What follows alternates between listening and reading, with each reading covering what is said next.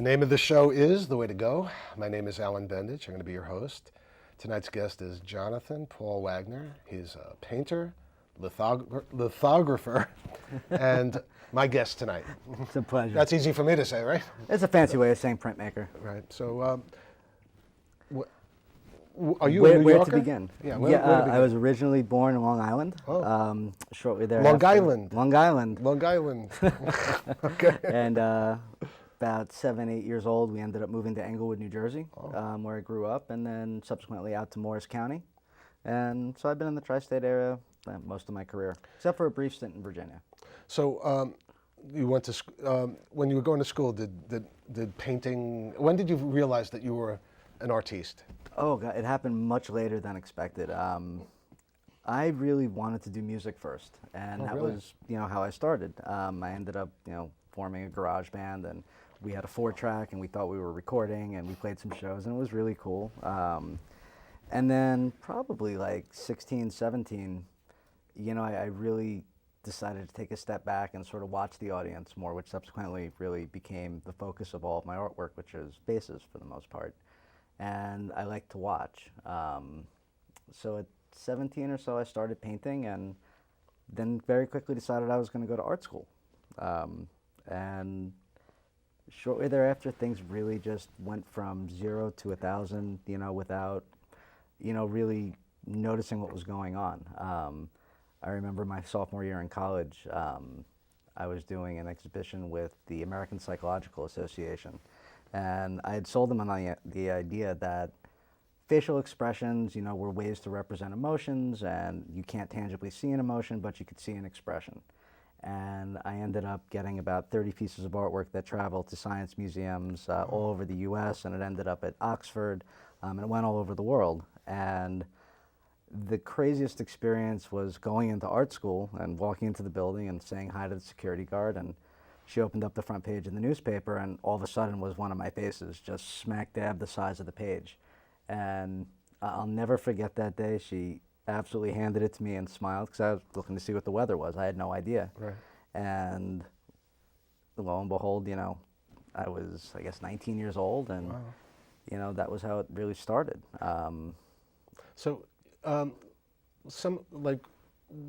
what faces do you do musicians, right? I mean, does it do you do random faces as well? Yeah, it's to be honest, the more random the face, the more I'm drawn to it.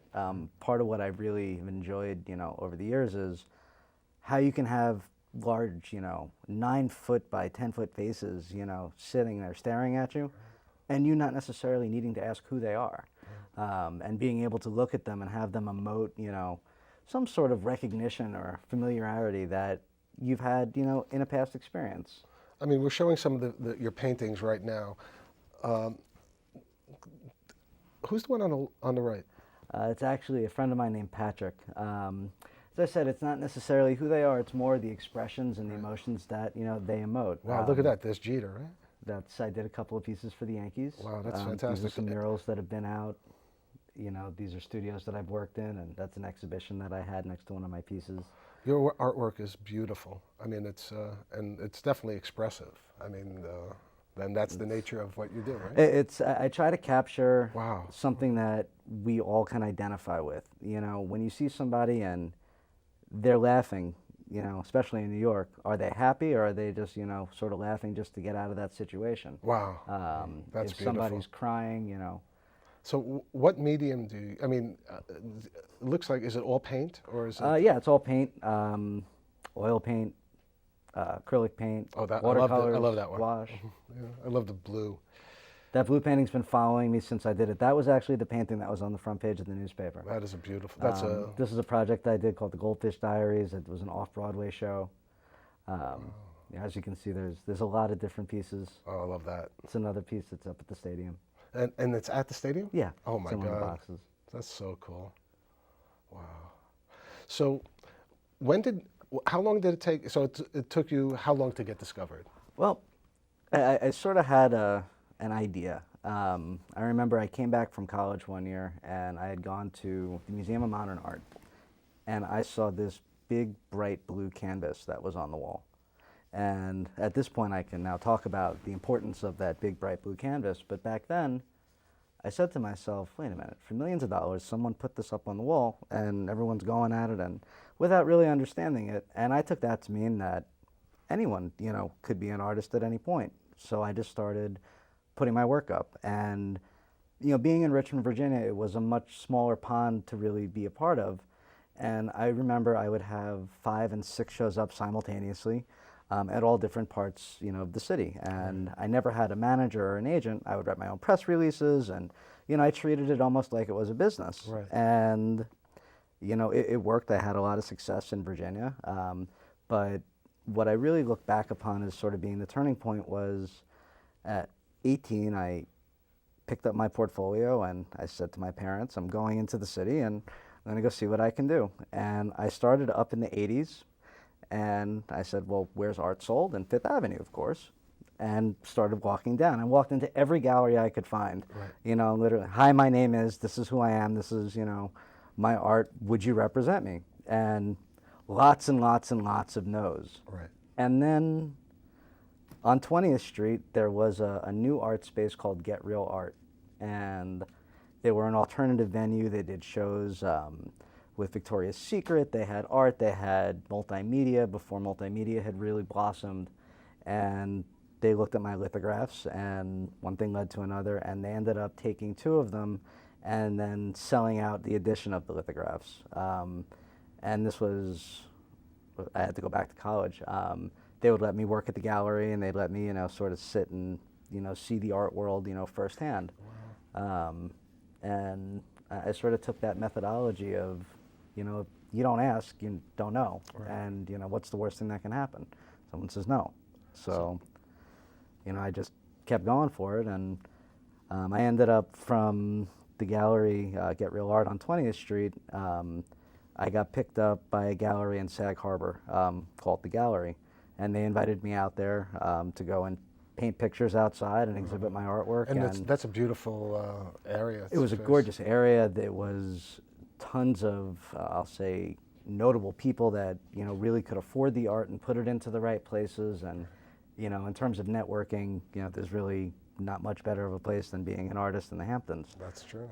Except I had no idea what I was doing. I mean, I was 19 years old. I mean, this was unreal, and, I just kept, as long as I figured if I kept painting, then I would just at least, have my chops up. Right. And that's what I did. I kept painting. And then one thing led to another. And I always thought that being an album cover artist was like the dream job, to sit in a studio and to draw pictures and, to watch, people that, can do something that I can't do. One thing that I've always wanted and people have always said is, well, what would, be sort of like the end point of a painting? And, I always joke around and say, you don't just see a painting sitting there on stage with 20,000, hands in the air going crazy, right. And if I could make that happen with a painting, then I think, I've hit that point. But, there's just certain things that a song that keeps you inside your mind for, 5 minutes or so does that a painting doesn't do. And I've always been entranced by that.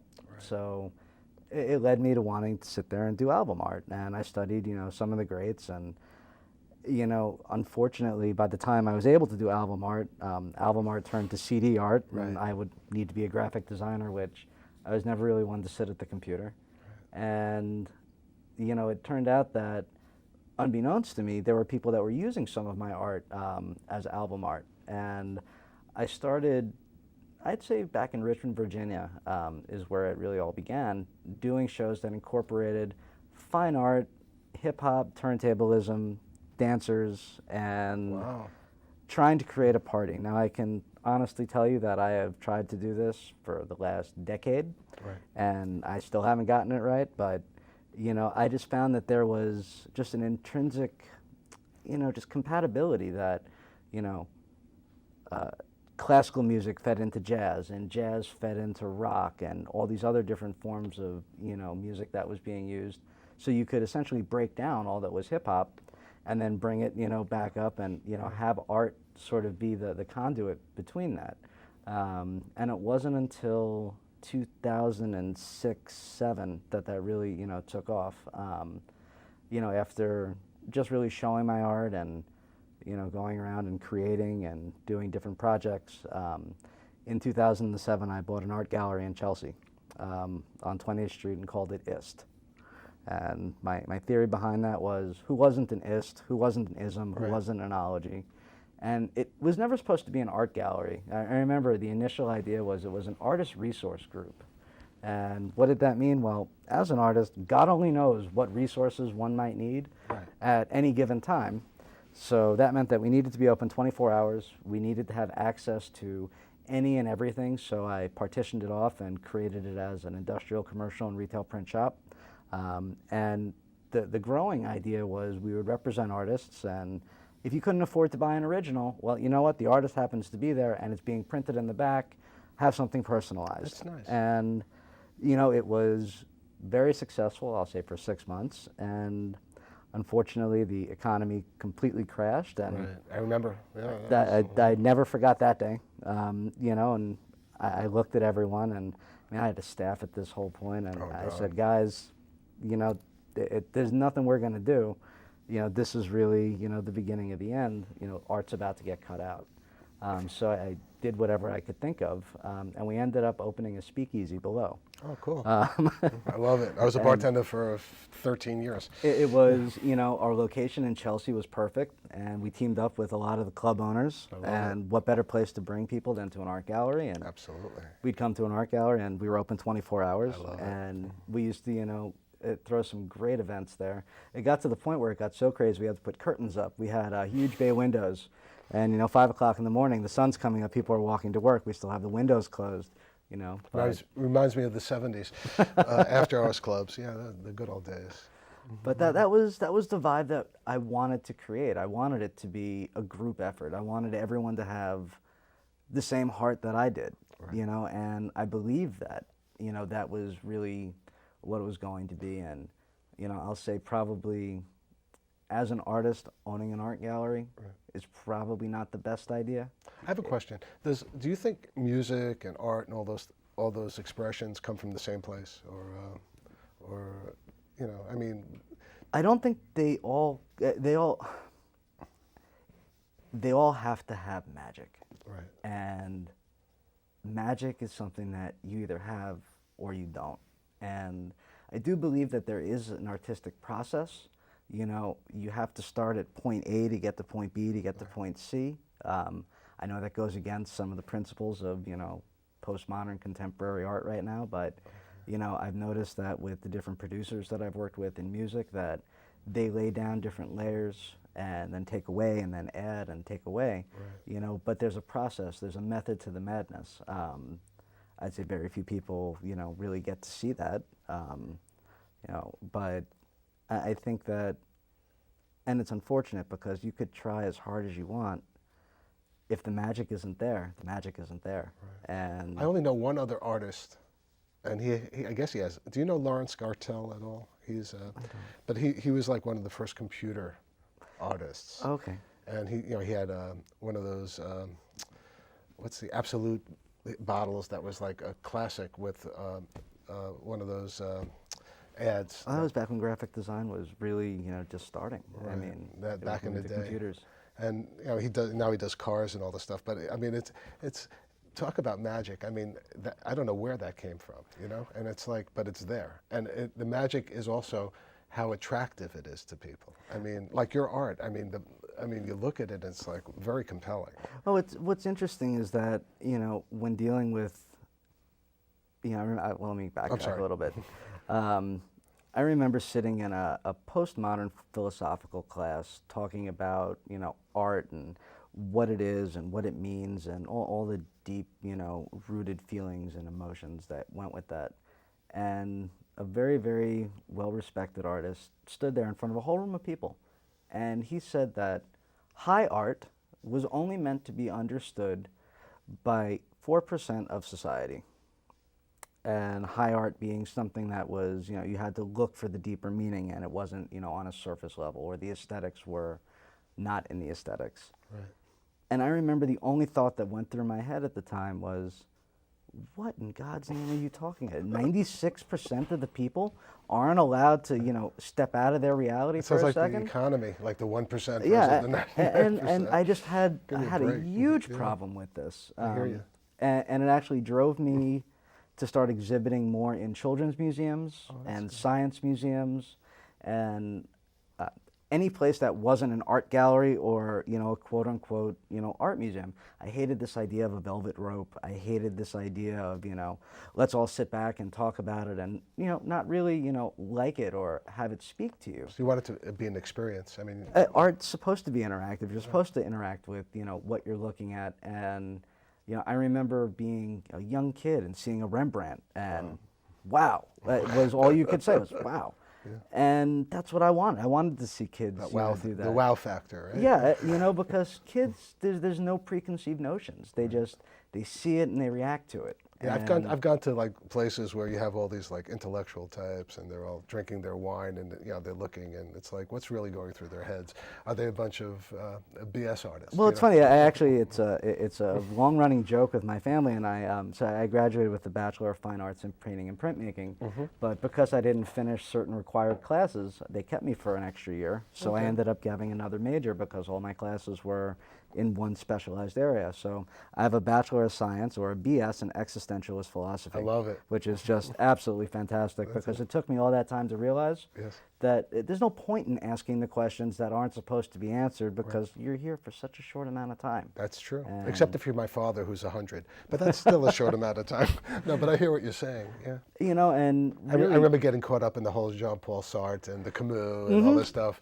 But that was also in the 60s and 70s. I was caught up in some other stuff too. Well, and they also all ended up on a mountaintop by themselves, writing books because no one could tolerate being around them. Absolutely. And thankfully, I have a wife that can tolerate me, most times, and. Well, that's a blessing. Oh, it is. If you believe in blessings, but it's a good thing. I'll just say it's a good thing. Sainthood is not, truly. To say that I'm hard to handle is probably an understatement. But you also, you're a catch. I mean, you're an artist, a painter, lithographer. But the point is, I mean, there's very few people who live their life bringing art to the world, or at least who are able to. I mean, everyone has. I mean, I doodle, but that's not. I mean, and to me, that's art. But I'm saying, but you bring you are. People react to your stuff. I mean, it's something good. It's what really keeps me going with it. It's funny though. What I found, it really is exciting to sort of sit in the corner and watch everyone react to everything that you're doing. But I found in most recent works that working with young kids and showing them that art can be a vehicle to sort of get them through something or to get them into a different place. I ended up working at a behavioral institute. That's great. And designing an art curriculum for the kids that, for the most part, didn't know art, from a hole in the wall, and if they did, they knew it through a graffiti can or a spray paint can. And watching them start to learn and be able to use art, or, you asked before, is it all, the same? Writing poetry, creating a painting, composing a song, or whatever it is, it's a creative expression. So that was because I knew I had a good buddy in Hollywood. Okay, he was a bartender buddy of mine, and I'll even say it, Dale Brandenburg. This guy was a musician. He used to play in a band with Jeff Bridges and a whole bunch of other people. All these interesting young people back in the day, and. But he was also an artist, and he was, it was just like he was a musician and an artist, and his art was great, and his music was great. I mean, and he was just like this creative nutcase, but he was able to and everyone loved him, and girls loved him, and he was just like a person who people were drawn to, and why were they drawn to him? Because he was able to express. Well, the only, I'll say, flip side to that is, unfortunately, the reality of, being an artist, sometimes sets in. And it is the most inconsistent form of livelihood that one could ever imagine. Right. I mean, it's great, it's horrible, there is no mid-range. Right, and you want to, and when you're gone, that's when your artwork is worth millions and millions, gazillions. So it's like, that's the bad part. Well, but also that's the balance of, I always say that, the only reason we know what happy is because we know what sad is. Oh, absolutely. And if you just were happy all the time, then you'd have no idea what it was. But sometimes art comes from different. You're expressing stuff that's within you, right? Absolutely. So I mean, you can't always. I mean, you have different emotions. You're not going to be just, I'm a happy artist. I've never gone into anything, I'll say, as being happy. A lot of the work, obviously, people always said, well, who are these people? And at the end of the day, it's sort of like a rhetorical question. They're all me. Exactly. That's where it comes from. I mean, even though I'm an outsider looking in, that had to be the answer. But exactly. I mean, and it doesn't always have to be deeper. Everyone puts on masks. Absolutely. No matter who you are, no matter what you do, everyone has to be somebody to somebody. And Bob Dylan said it best, you always got somebody to serve. That's it. And, whether it be the devil or whether it be something better, you always have someone that, you're going to have to serve. Right. And it's interesting to sort of reveal that, and when people ask me, well, who are these people and what does it mean and this, that, and the other, that's when I look at them and give them answer. Oh, red guy, and it has no, bearing, because if I tell you who they are, right, at the end it it's makes no difference. Right, because it's just. But if I, there's a piece I've been working on for 6 years. For whatever reason, I can't finish it. Wow. And it's, I used to do work for a nonprofit group called the Little Babyface Foundation. And they worked with kids that had been burned or had cleft palates. And it was an international collective of plastic surgeons that all donated their times and services. And I just happened to be at the right place at the right time. And there was a double-sided mirror. And there was this little boy who was 12 years old. And he's holding a kitten, and he was smiling, and he was gnarled everywhere. I mean, but he had this smile that was magic, and that's what I try to capture. And you did, right? So. No, it's still not done. It's about 136 hours so far, and for whatever reason. Will it ever get done? When someone tells me it's done. That's normally, at this point, how things get done. So you're like a perfectionist? Yeah, one could say that. I guess artistically I strive for the ability to be as hyper-realistic as possible. Right. The idea of that's really cool to me. I remember looking at a Webster's dictionary from 1908, and I looked up the word art just to see if everyone was so twisted back in 1908 as they are now when you bring up that word. Right. And the first thing that I saw was it said, art, see reference, con artist. Someone who makes something out of nothing and tricks the mind. And I said, oh, shit, well, there it is. Right. Because no matter what you do, I'm given a blank piece of paper or a blank canvas, and it's my job to create a world in that canvas for you to get lost in. And I am a con artist. But even though you're a con artist, the moment that a person gets lost in your art, then you've done your job. Yep. And they've taken a journey, and it's a beautiful thing. So whether you're a con artist, a painter, well, it's this idea of whatever you want words to call that, it, it's just a word. It's just a word, and it's the way that you really view the perspective of it. Right. To create something out of nothing it's magic. It's beautiful. And when someone composes a song out of nothing, it just takes some notes and arranges it. It's magic. I always thought that the composers, the great, like the Beethovens and the Bachs, that could sit there and just write out the scores for everything. That's unbelievable to me. And it takes a lot to just sort of wow me. But and the other thing is that a lot of people, people don't do that. People don't. They don't choose to do it, or they can't do it. They don't have the magic. So it's a special type of person that's like you, or like the musicians or the Beethoven. I'm saying that people don't. I would say that because why? Who knows if it's a blessing or a curse? But the issue is that why live your whole life not just it's not just a business. You're expressing yourself, and to a certain extent, you're hoping that the appreciation out there for the stuff. Well, I always say, if you're going to create something visual, someone's going to see it. Right. If you create, something, to hear, someone's going to listen. But you've heard people. I mean, people who have listened are Stevie Wonder. I mean, you've met some incredible people. You've worked with unbelievable people. I mean, tell me. How about a little bit about Stevie? I mean, I was lucky enough to work with Stevie Wonder and Wonder Productions and do a painting, you know, for Stevie, you know, of him. But what I did was I overlaid it in Braille with a clear gesso, and it's a very. How appreciative was he of that? Oh, he loved it. You know, he's so unbelievably kind and iconic. I mean, for a period, I tried to capture, you know, iconic characters, and that sort of all led me in, you know, different directions. You know, Stevie in particular was awe-inspiring.